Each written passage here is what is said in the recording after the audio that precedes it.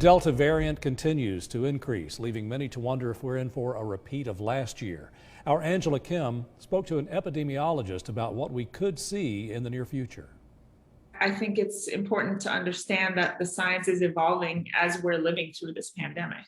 Lauren Lipworth has studied epidemiology for 25 years, and she typically studies diseases over long periods of time, but says the pandemic is different with the science changing quickly. It's just really important that we collect really good data and that we have a system to actually convey those important messages to the public relatively quickly. Lipworth says right now COVID trends could look similar to 2020. The trends don't look very different from what we saw last winter.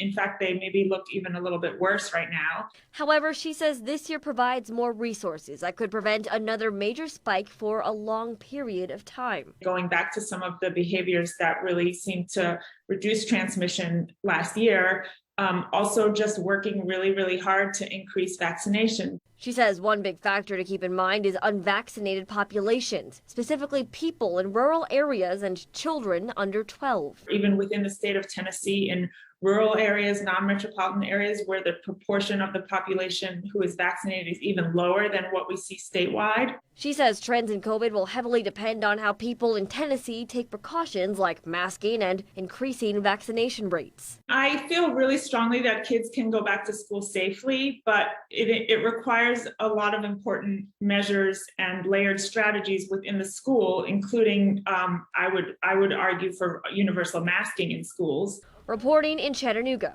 Angela Kim, Channel 3 Eyewitness News.